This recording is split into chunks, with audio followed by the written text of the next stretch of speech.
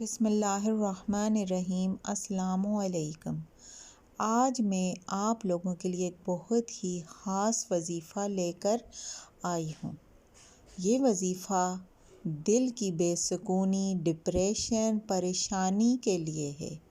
جن لوگوں کا دل بغیر کسی وجہ کے اداس رہتا ہو، یا جن لوگوں کے گھر میں بے سکونی ہو، جھگڑا فساد رہتا ہو، ڈپریشن ہو، تو وہ لوگ اس وظیفے کو کریں۔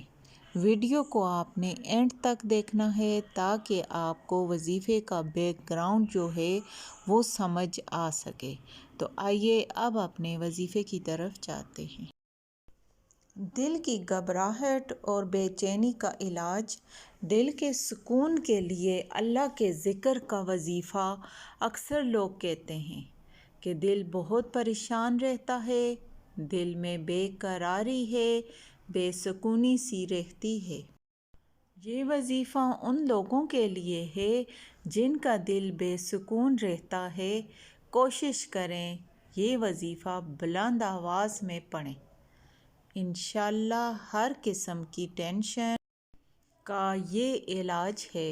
اس وظیفے کو کہیں تنہائی میں بیٹھ کر پڑھنا ہے اور اللہ کی یاد میں کھو جانا ہے۔ یہ وظیفہ پہلے کلمے کا ہے۔ لا الہ الا اللہ محمد رسول اللہ۔ اس وظیفے کو پڑھنے سے انشاءاللہ دل کا سکون نصیب ہوگا۔ اب تو ہر گھر میں بیماری اور پریشانی پائی جاتی ہے۔ بے برکتی اور اسلامی شعائر سے دوری کا نتیجہ ہے، جس نے انسان کو قناعت اور سکھ سے غافل کر دیا ہے۔ کبھی ایک بندہ گھر میں بیمار پڑا ہے تو کبھی دوسرا، گھر نہ ہوا ہسپتال۔ لوگ اب سبزیاں اور پھل اتنے نہیں خریدتے جتنی انہیں ادویات خریدنی پڑتی ہیں۔ ذہنی سکون غارت ہو جاتا، اور جو لوگ ملازمت پیشہ ہوتے ہیں ان پر دباؤ بڑھتا چلا جاتا ہے۔ جس گھر میں پریشانیاں ڈیرا ڈال لیں وہ یہ وظیفہ نہایت توجہ کے ساتھ پڑھیں۔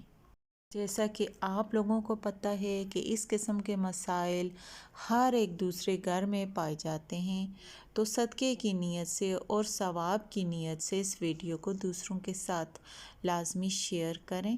اگر چینل کو سبسکرائب نہیں کیا تو چینل کو سبسکرائب کر دیں اور ویڈیوز کو لائک کر دیں۔